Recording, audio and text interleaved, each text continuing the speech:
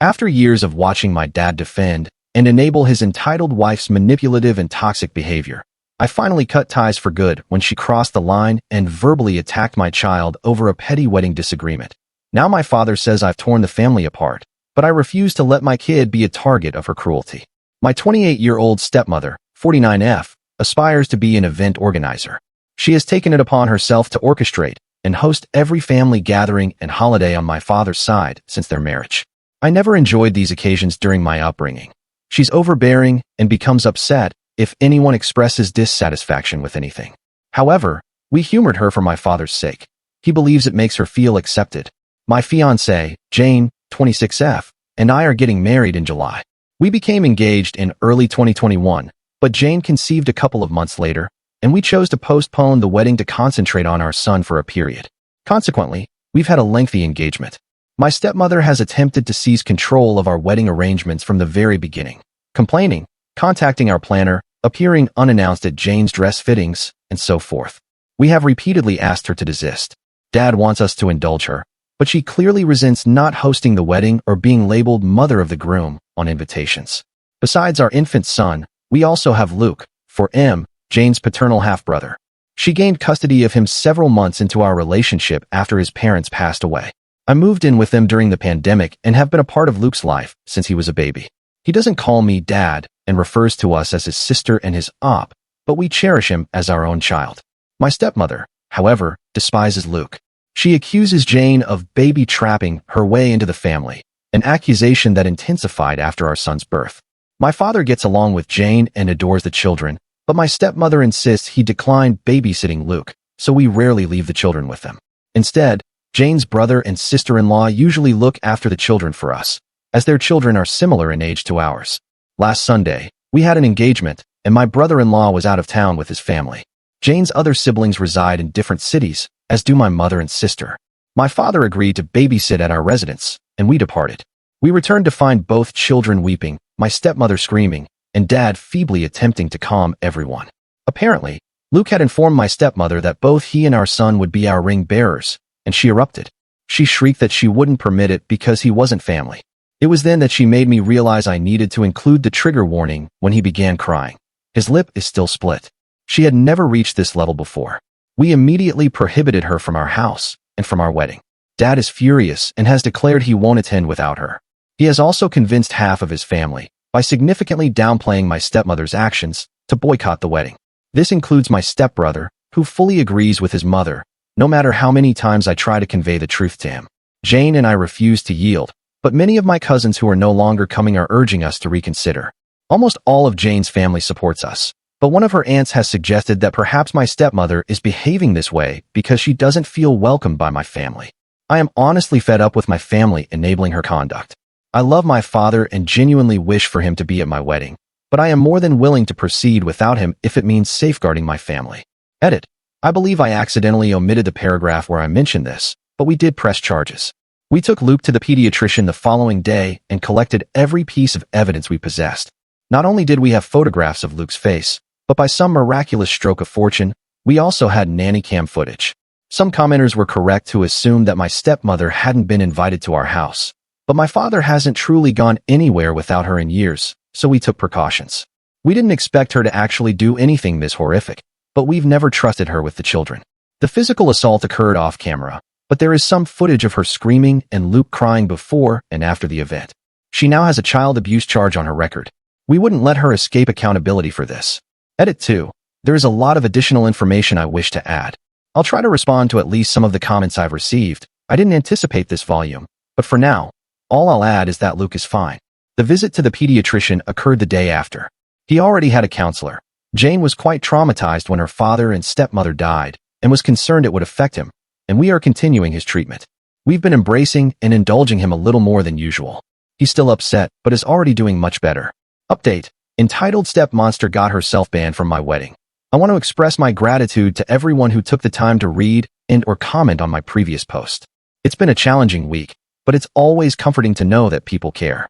I haven't been able to reply to every comment, but I will attempt to address some in this update. This might become a bit lengthy. I'll begin by stating that Jane and I are going no contact with my father and stepmother. We haven't really communicated with either of them since the incident, and and I don't intend to be the one to initiate contact. Any communication between us is being handled by my younger sister. She is completely on our side, but we remain in low contact for the time being. I've decided to adopt Jane's approach to dealing with people she cares about. Forgive what's apologized for, but never forget. Essentially, if Dad or my stepmother ever truly comprehend what they did wrong and sincerely apologize, we're willing to forgive them, even if begrudgingly so. However, we will never overlook or let them forget what they did to our family, and for the time being, neither of them will be permitted near Luke, our baby, or any other children we may have in the future, even if we do forgive them. As for the rest of my family, I read many comments suggesting that I post pictures of Luke's face, as well as the nanny cam footage. I'm not very active on social media, but even if I were, I'm not comfortable exposing my injured preschooler like that, especially given that nothing on the internet ever truly disappears. I also decided not to share the pictures with my family unless absolutely necessary. I should probably mention that while my family adores my father, most of them aren't very fond of my stepmother. She had 2 failed marriages prior to meeting my father, the first of which resulted in my stepbrother, and he cheated on his then-girlfriend to be with her. My family loved that girlfriend and immediately disliked my stepmother. Not only has she been controlling and manipulative since the beginning, she's also tried to force her way into the family matriarch role by any means possible. Taking over planning duties for every family event was her preferred method, due to all the attention and compliments that accompany it. The primary reason I disliked these parties growing up was because she'd always find a way to make everything about her, including Christmas and my sister's birthdays. The rest of the family felt neutral about it, but they never liked her. With Luke, it was different. Most of my relatives didn't meet him until COVID restrictions became looser, and by then, he was 2 years old. He's a bright and genuinely lovable child, and there weren't really any other small children in the family, so everyone immediately started doting on him. The way I see it, my stepmother became upset that Jane and Luke were accepted by my family so easily compared to her own experience, and that's why she resents them both, but I can't confirm that. She was also angry that, aside from not being the planner, she would have absolutely no involvement in the wedding party. She tried to pressure us into letting her officiate. One of Jane's best friends was offered that role a year ago, making my stepbrother my best man. He wasn't interested, and I had already asked my best friend. We're asking her sister's daughter to be our flower girl. We had promised Jane's 3-year-old niece, also her sister's daughter, is 15 and doesn't know us. She also tried to persuade us to let my father walk Jane down the aisle since her father is gone, but her eldest brother, the brother-in-law I mentioned in the first post, had already been enlisted. My stepmother was disappointed that my family wasn't as involved in the wedding as Jane's, and kept making comments about how that would never happen if we put her in charge. All of that being said, there is nothing that can excuse being that awful to a child, especially if it really is the petty jealousy that I suspect. Because I haven't spoken with my father, my sister has been keeping me updated on his activities. As I discovered through her, the story my father and stepmother told the rest of the family completely omits Luke's injury and the abuse charges. It insinuates that Jane and I banned them because we became annoyed with my stepmother and decided to take it out on my father as well. Because most people already disliked my stepmother, explaining what actually happened that night wasn't difficult, and most of the relatives that I actually wanted at the wedding have apologized and are chastising my father as well. The people who didn't believe us, as well as those saying we overreacted, have been informed they are no longer welcome in our home. Those are mostly people from my father's generation, so I can't say I'm surprised, but the realization that they are so biased they're willing to protect a woman they despise after she hurt a child just to make my father happy has reassured me that I don't need any of them in my life. My stepbrother is still in denial. He refuses to believe his mother could harm a child, even with all the evidence we have. I have to admit I understand. I love my mother too, but that doesn't mean I'd excuse his obliviousness, so he's banned too. It's unfortunate because we were close growing up, but I don't regret it. Besides, Jane has 3 other siblings besides Luke, the older brother-in-law, a twin brother, and a younger sister, and I'm closer to them than I ever was to him. Speaking of Jane's family, they are all furious over what transpired and have been extremely supportive of us. Jane's maternal family basically adopted Luke after she gained custody of him and have called frequently to ensure he's okay. We did manage to save some money with everyone we uninvited and have decided to use it to help Jane's cousin. She lives in a different country and was previously unable to come to the wedding, so we're paying for her plane ticket. Luke has gotten much better and is almost completely back to being the cheerful child he's always been. The split lip was shallow. It's healing slowly but didn't require any stitches. We sat him down a few days ago and explained that my father and stepmother wouldn't be around anymore. He really liked my father, but understands that he and my stepmother are inseparable.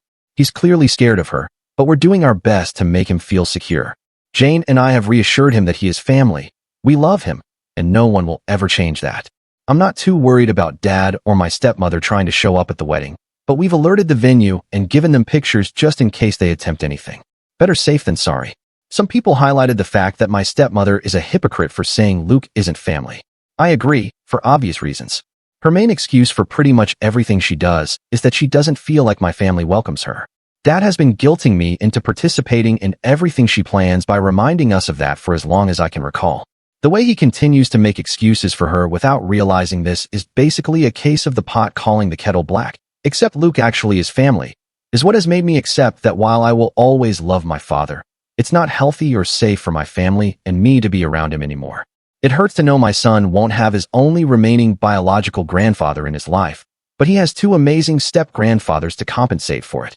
For now, I'm sad but content with how things have transpired. I don't like to complain about my life. It's a mess, but a beautiful one. I love my fiancé, I love my children, and I'm fortunate enough to love my job. We're happy. I'm not letting anyone ruin that. To whoever was annoyed at my censorship when posting on AmITheA didn't work out, Jane suggested I make the writing less explicit. I'm not used to Reddit yet, so I might have overdone it a little bit. I hope this is my last update on this story, but I'll keep you informed. Again, thank you for all your affection and support. Best wishes to all of you. Update 1. Stepmother, my family, and my children. I'll start off by probably disappointing many people. We're coming to terms with the fact that it's unlikely my stepmother will receive anything more than a minor penalty. Jane and I are discussing our next steps with our lawyer, but we're still uncertain how we're going to proceed.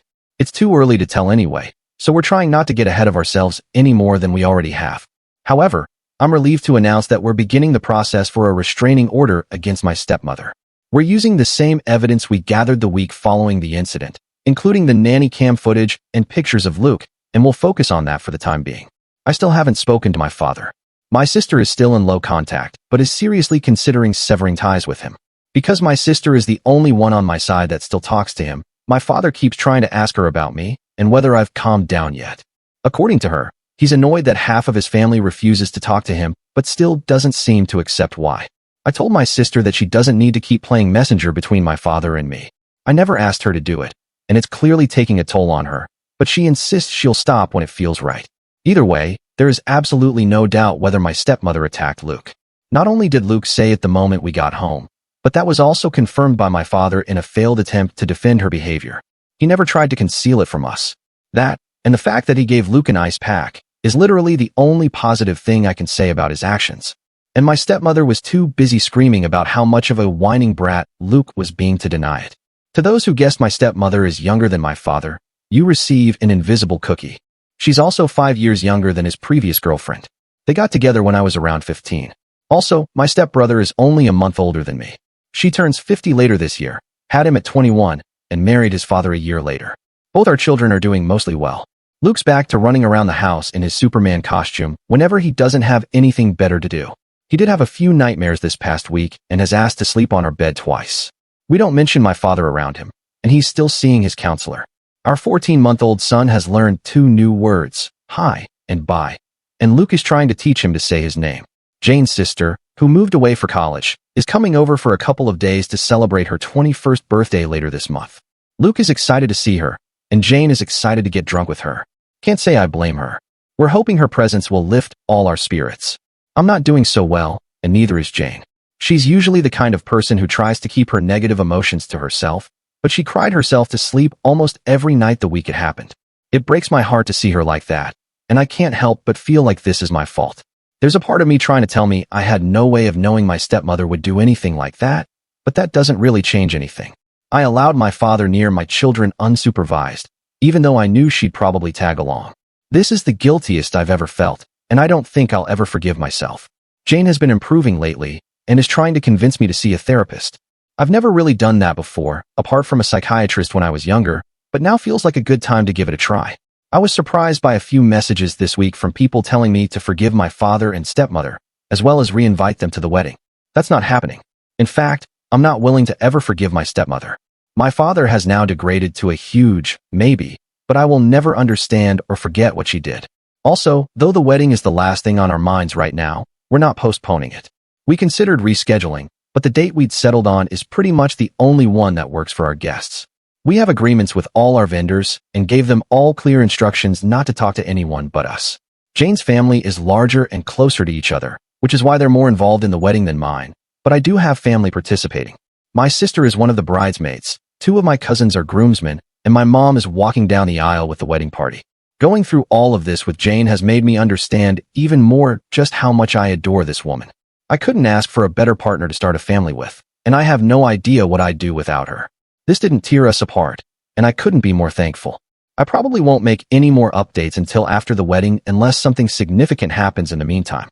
As always, best wishes to all of you. Update 2. I saw my father and stepmother for the first time since she attacked my child. I didn't plan on updating again before the wedding, but something quite major occurred. The good news is we obtained the restraining order. The bad news is Jane and I had to see both my stepmother and my father at the court hearing. This was our first encounter with them since we removed them from our home over a month ago, and neither of us was looking forward to it. We left the children with Jane's brother and sister-in-law, so at least Luke didn't have to see them.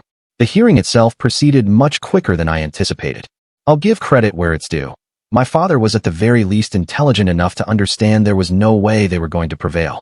There was a lot of evidence against them. Not only did we have the nanny cam footage and Luke's pictures and medical record, but my sister had also gathered every text and email my stepmother had sent her and the family about what happened, and my stepmother avoids speaking on the phone, so there were many of those. They didn't even bother to secure an attorney for the hearing. The judge granted us a protection order against my stepmother. She's not allowed within 500 feet of us or our property anymore. We're changing all our locks this week, and I'm considering changing my phone number as well. I have to admit, the moment we left the courthouse was the safest I'd felt since this whole ordeal began. Jane was close to tearing up with joy when we reached the car. We picked up the children and went to McDonald's with Bill and his family to celebrate. Hours later, my father called me. The order doesn't extend to him, so he can still do that. Jane and the children were in bed, so I answered. I didn't expect him to suddenly change his mind and apologize, but I decided to give him one last opportunity. He tried to initiate some awkward small talk, but I told him to get to the point. He asked me if the order was truly necessary. I stated very clearly that my stepmother was never coming near Jane or my children again, and that I was glad I had obtained the order to formalize that. Every excuse he had for my stepmother was pretty easy to dismiss, but she only hit him once. Yep, and that's enough for me. The kids need their grandma.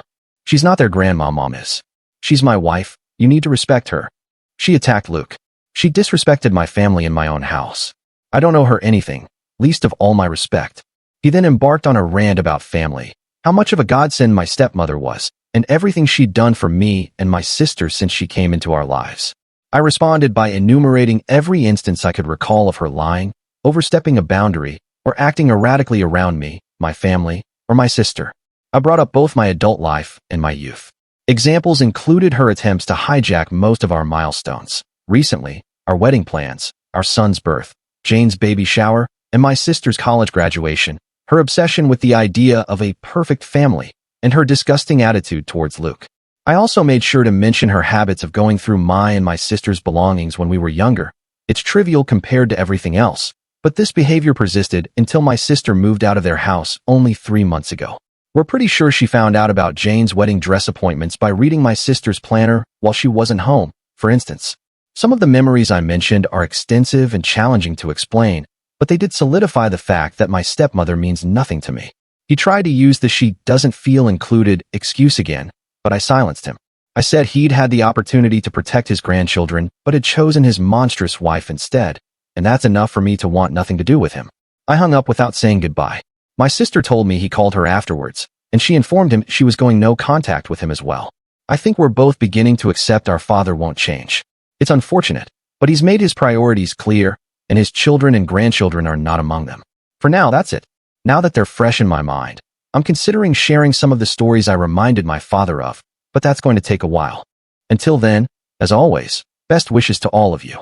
Update 3. Stepmother tried to hijack our baby shower. I mentioned in my last post that I was thinking about sharing some stories from before I finally obtained a restraining order against my lovely stepmother and went no contact with my father. Though there are plenty worth writing about, I'll start with one of my sister's favorites. All names are fabricated. My fiancée, Jane, discovered she was pregnant in June 2021 and we announced it to our immediate families in August. At first, my stepmother was completely uninterested in our baby.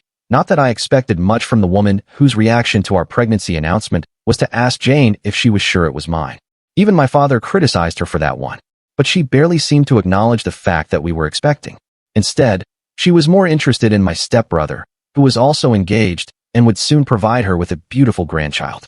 No complaints. We didn't want her involved, and we didn't even have to say anything.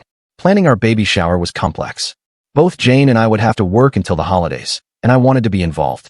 The due date was in February 2022, so we decided on early January as the best time frame.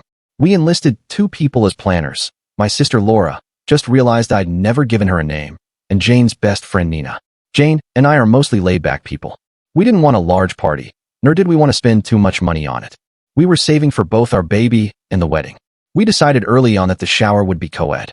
It would also have to be indoors, again, January, and we settled on a guest list of 25 people plus about a dozen children.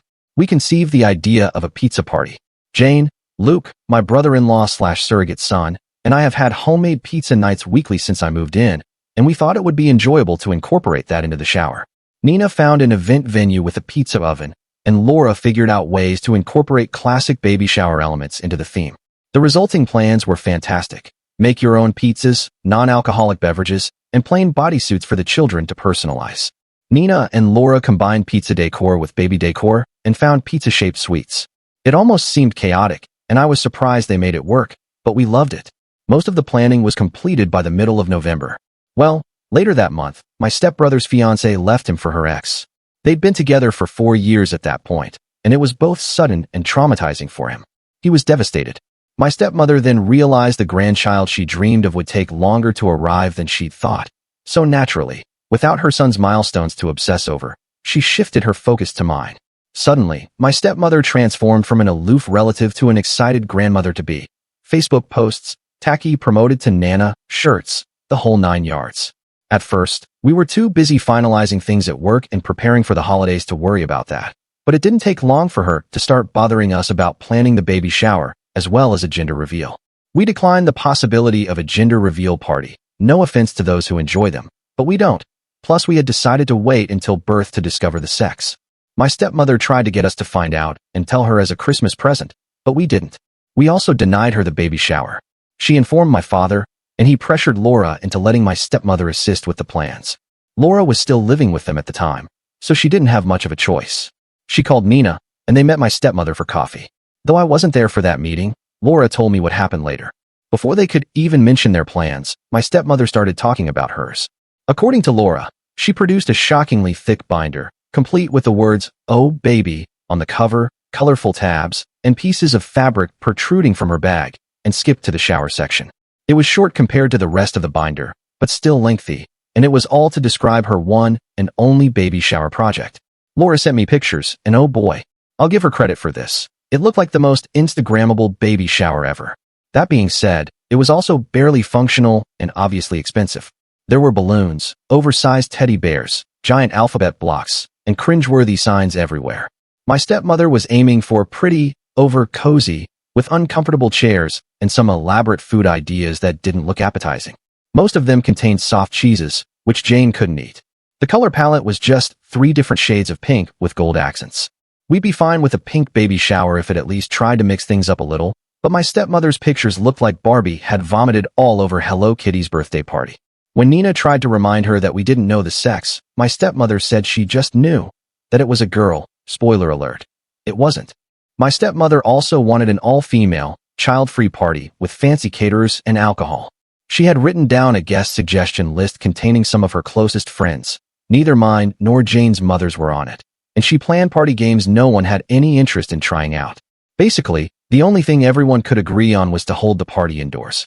Laura and Nina weren't given an opportunity to show her their plans until she was finished. Once they could, they explained that while they could find a way to incorporate some of my stepmother's ideas, they'd already settled on the pizza theme. She tried to protest, but Laura stated that it was kind of them to even offer that, as the shower was a month away and we'd already approved their plans.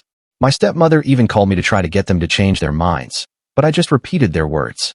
My father had discovered he couldn't come to the shower, so he didn't have any say in anything anymore. The holidays arrived, and the subject was dropped. My stepmother seemed to be okay with a pizza party. Nina managed to pair some of the pink decor she'd wanted with matching blue items and even added one of the huge teddy bears. Fast forward to a week before the shower. Jane was almost 8 months pregnant. Everything had been purchased, all guests had RSVP'd, and pretty much everything was ready to go. The shower was set to start at 7 p.m. My stepmother offered to arrive at the venue earlier to prepare everything. Laura agreed, mostly because she knew my stepmother would complain if she didn't get to do anything, and the venue even allowed them to drop off their decorations before the party. Jane and I promised to arrive there at 6 p.m., 2 days before the shower. However, the venue called Nina.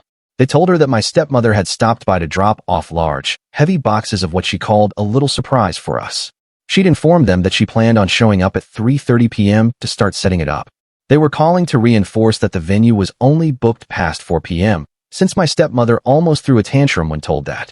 All of the decor was still at Nina's place, so she called Laura to check if they'd left anything with my stepmother.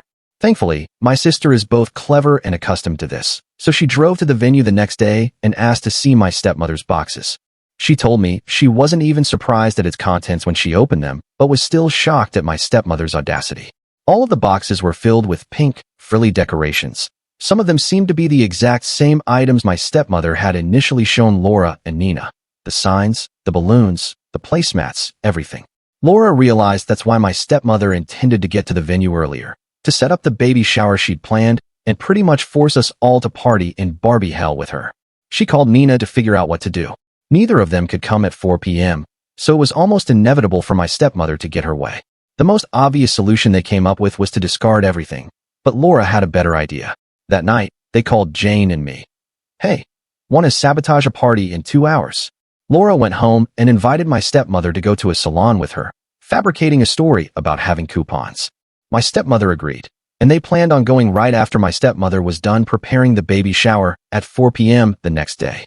My stepmother arrived at the venue. She was done setting things up by 5 p.m. I'll admit, the woman is fast, and quickly left to meet Laura at the salon. Once they were together, Laura texted Nina that the coast was clear. At that, Jane, Nina, and I went to the venue. Sure enough, my stepmother had prepared her party. To make this shorter, I won't describe it, but I will say it was so pink it almost caused Jane nausea. For the next 2 hours, Laura distracted my stepmother at the salon while the three of us quickly took down every piece of decor my stepmother had put up and replaced it with the pizza party items. We set up the activities, arranged the tables, and put every pink item we found back in my stepmother's boxes. It was actually really fun. We were done only minutes before the shower started. A handful of guests arrived before my stepmother did, so I barely saw her all night. Laura told me that when they arrived, my stepmother's jaw dropped as she tried to make sense of what had happened to all her pink decor. My sister just smiled, whispered, "Nice try" in her ear, and went to help Luke customize a bodysuit. Overall, the baby shower was everything we'd hoped for. Our friends were there, people had fun, and we had a ton of pizza, so I didn't really care that my stepmother spent the whole party literally sulking in the corner. Nina did catch her trying to put little pink bows on top of the cupcakes, but she quickly put a stop to that. I give Laura and Nina full credit for saving the day. My stepmother's interest in our baby quickly dwindled after that. She stopped wearing her Nana shirts, didn't come to see us at the hospital when he was born, and refused to even acknowledge that he was a boy until she met him weeks later. Up until we went no contact, she was a very loose definition of the word grandmother. I couldn't be more grateful my son will never know her. Edit. The baby shower was at 7 p.m. because it was the only time that worked for everyone. That included the venue, because it was booked for the morning and we needed time to set things up. Luke was the only small child there. All the others were at least 9. Most of the parents there left early on too. Also, though it wasn't child-free and we were prepared for everyone we'd invited, not everyone on the guest list was able to come. Update 4. Stepmother is gone, and I think it's for good. After being engaged for over 2 years, Jane and I finally got married last Saturday. We're still getting used to calling each other husband and wife, but we'll get there. Hopefully, the wedding was wonderful. The children had fun, our extended families finally met, and we danced so much I could barely stand the next day. Luke took his ring bearer duty seriously and held my son's hand as they walked down the aisle. Besides my aunt getting intoxicated and being wheeled out in a wheelchair, which I already anticipated would happen anyway, everything proceeded according to plan. It's been 4 months since we obtained the restraining order against my stepmother. Things have been mostly quiet, and I wouldn't have it any other way, except completely quiet, but we can't always get what we want. I never really worried about my stepmother showing up at the wedding, especially after the order. It's literally illegal for her to come close to us, and we made it very clear that if she tried, we'd call the police immediately. My friend still advised me to take safety measures, most of which I implemented. My stepmother didn't show up, of course, but I'm a strong believer that any money spent on security is well spent, so no regrets on that front. My stepbrother and I wished each other happy birthdays, and he also texted Jane on hers back in June. That's the only contact we've had during these months. He knows that the door is still open if he wants to apologize. My father has abandoned trying to reach me. We haven't spoken since April. He's still attempting to communicate with my sister for some reason, but she's ignoring him. A few days after she went no contact with him, they had a huge argument over the phone about my stepmother's treatment of us over the years. Insults were exchanged, sensitive topics were brought up, and most importantly, my father sided with my stepmother on almost everything. My sister called me crying afterwards. I wanted to call him and yell at him, but she told me not to. She's doing okay now. She hasn't blocked him, but doesn't take his calls or answer his texts. She's only received 3, a weak apology, one on my birthday back in May, and a long rant after neither of us wished him a happy Father's Day. After all, despite our differences, he's still our father. He's not wrong. I love my father, and I always will, but I can't be around him anymore. While I've closed that door, I'm not locking it just yet. He knows what he needs to do if he wants his family back. I don't think he'll do it, but if there's the slightest chance he might, I'll consider opening the door an inch or two. This is my wife's suggestion. I'm a lot less optimistic than she is, but perhaps it's important to hold on to that hope. She hasn't forgiven him, though, or my stepmother. Jane has always been very protective of Luke, so it was no surprise that this disaster profoundly affected her. A part of me was scared she'd blame me, but she called me a dumbass when I told her that. I've been in therapy for a few months, and it's helped a lot more than I thought it would. I've realized my stepmother's behavior around me growing up was a lot worse than I always thought, and it's great to finally be able to express my feelings. Right now, I'm more than happy. I just married the most amazing woman ever, and I have the family I always dreamed of. None of us are perfect, but I never thought life would be this great for me. I'll stick around. Reddit is a lot more than I expected, but I can sleep peacefully now, so it's safe to say this will be my last update on this. Thank you all for the kindness and advice you gave me these months. I could have never anticipated the support I received from you all, and I can't begin to describe how helpful it was. Seriously, thank you all. Edit. Okay, I updated too soon. I didn't want to write another post, so I'll just add this here. My stepbrother called me earlier today. Apparently, he and my stepmother had an argument, and he wants to meet up. I agreed, as long as it was just the two of us. We're meeting for coffee on Wednesday. I have no idea what to expect, but even if he does apologize, I need to know he understands how and why he let us down. Edit 2. I rescheduled the meetup with Jane and me. We're leaving for our honeymoon on Friday. I decided that no matter the outcome of my conversation with my stepbrother, I didn't want to spend the whole trip thinking about it. He understood, and we're going to talk when I'm back. Final update. Stepmother and stepbrother. Hey guys, I've been away from Reddit for a few months due to some work commitments, but many people have been messaging me about my stepbrother, so I want to give you a small update. I've been busy and tired these days, so I might gloss over some details. Feel free to ask me anything. I first met my stepbrother for coffee back in August. He'd had an argument with my stepmother, and the restraining order was brought up. She'd lied to him about some details, accusing Luke of picking on my baby, bad-mouthing Jane, and more. But this time, he managed to compel her to tell him the truth. My stepbrother started to reevaluate his relationship with his mother after discussing it with his therapist and his friends, as well as considering the way she'd raised him. He finally accepted I wasn't exaggerating about what she did to Luke. He wanted to talk to me back in June, but didn't want to distract Jane and me from the wedding. My stepbrother and I spent the last 4 months working on rebuilding our relationship. We've been meeting for coffee or lunch and discussing his mother and what she did to our lives and my children. Jane started joining us in October, and the children saw him again for the first time 2 weeks ago. Things were awkward between us for a while, but we're good now. He's also making amends with my sister. In early November, he completely ceased contact with Jane, and the children are doing amazing. Luke turned 5 in September, and our baby will be 2. Holy crap. In early February. We're spending the holidays with Jane's family in Brazil, while my stepbrother stays with his girlfriend. Things are great. That's all. I'm signing off for now. I'll let you know if anything happens. Happy holidays, everyone. Best wishes to all of you.